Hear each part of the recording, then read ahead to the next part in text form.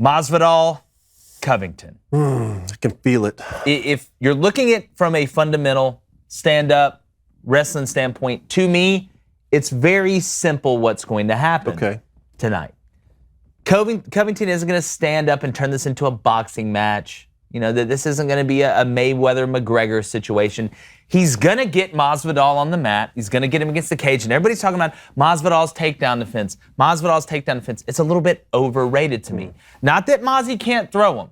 All right, I know he's a street fighter with Kimbo Slice. He tries to catch you sleeping. But when you look at Covington, he can stand up and throw if he has to. But why? It's like in football. If you're able to pound the run at him, why are you going to sit here and run play action and throw the ball all the time? Run it to set up a little play action, then take a shot. I don't think Kobe's going to fall asleep on this one. I just don't. I think he's going to be very focused. Again, there's a lot of bad blood.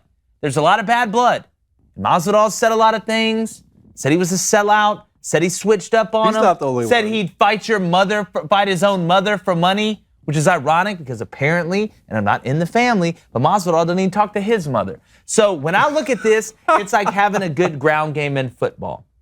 Colby has the ability to get him on the ground. I think he's going to take him down. Against Usman, he didn't throw as much because Usman is built like a little tank and it's hard to get him to the ground. So when I look at this fight, I really love Covington in a decision. I don't think he's going to knock him out because they're not going to be standing up. Now, will he choke him out? Maybe. That's a possibility. Could he put him to sleep? Read him a little bedtime story? Maybe.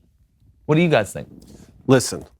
I don't disagree with everything you're saying, okay? And I have a rule when it comes to making picks. You don't make picks based off emotion. But I also have another rule, okay? When one man disrespects another man, he's capable of catastrophic things, Jake. So I'm going to give a little pre-fight speech here, okay, to Masvidal. Wow. Jorge, I want to call you that because I think we could be best friends. Okay? Listen, Colby Covington does not respect you as a man, okay? He does not see you as a mentor.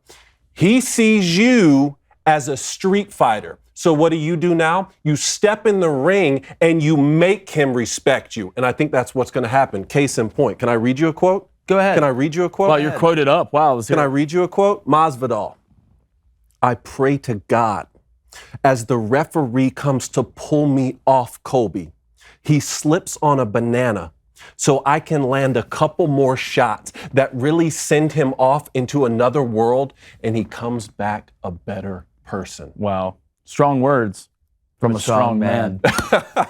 When I look at this fight, there's no reason that Colby Covington shouldn't win this fight. It just makes sense. Thank you. Right? He's better in the ground game. He's a tactical striker. His knockout power is not what Masvidal has. Masvidal has that wow moment. He can knock you out. But picking Masvidal is just, right now, it just feels right in your gut.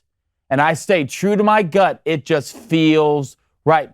And the thing about this fight is how does Colby approach it? Because if he approaches it right, he should be like, I want this fight to go to the ground. Yeah. Because he's better. Yeah. Right?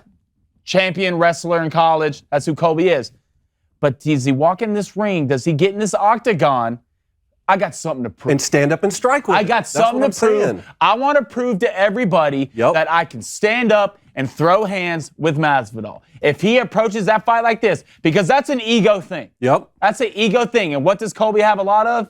Ego. If he tries to prove that, which I think he will, because he knows that he's better than Masvidal on the ground. Everybody knows that. But he has something to prove. And when you try to get in that octagon and play the card, I got something to prove, that's how you wake up 45 minutes later saying somebody you lost the fight. That's how it happens. So it's me, I think that's how he is going to approach it, right? And I think Masvidal, there's a little some extra when it comes to this. There's a little some extra with the older brother, younger brother. Here, I'm going to sleep on your couch. You take care of me. Your coach has put me to work. I'm not going to pay your coach, and now I'm going to turn against you. That's fine. There's a lot of dark energy coming from Masvidal. You know what I love?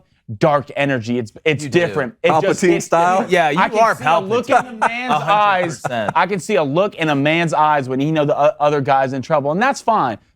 What's Colby, minus 300 or whatever it is? It might statistically make sense, but in my gut, I got a feeling that it's going to be Masvidal. Masvidal plus 250, Colby Covington minus 310. Yeah, well, Blaine was born in the upside down of Stranger Things. That's why he likes dark energy. Here's what I'm going to say. You talk to Masvidal a little bit. I'm going to talk to Colby Covington right now. Colby, There's been a lot of stuff thrown around about you coming out of this guy's mouth. What you don't hear is that you put your career on hold for this guy. You helped train this guy for his Strikeforce fights. You took a back seat. And when you started getting yours, he got a little peanut butter and jealous. And then he switched up. And there's a lot building up. When you're with each other and you end up going against each other, it is a little bit different. And I'm the older brother and Blaine's the younger brother, but eventually the little brother grows up. Now, in our case, it's a little bit different. Yeah. But in this case, all the disrespect, acting like he's your daddy, like you owe him something. You want to talk about ego, Blaine? Masvidal thrives off pure ego. You want to know why? Because he can't thrive off pure fundamentals. We say on the show all the time, the best teams win in multiple ways. But Colby, to me, I think knows how to really play the game. I don't think he's going to go in there and try to be somebody that he's not, because you're not going to do it, because you're the better fighter. You're the better wrestler. You're the better champion. And there's an old saying, a hit dog hollers, and Masvidal's doing a lot of hollering right now.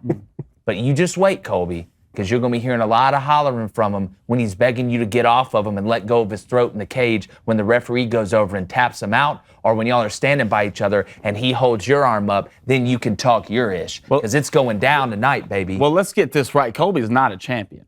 He's gonna be. Okay. He's got a better chance than Masvidal. Well, he's not a champion. He's about to be. Yeah, there's still one guy who's a champion. Well, I know. I'm talking about eventually Colby's gonna get there. I would sit here, Masvidal, and give you some big speech to hype you up. Look at Blaine. To hype you up, to get you going. And you know how I know you're gonna win? Because I don't have to do that.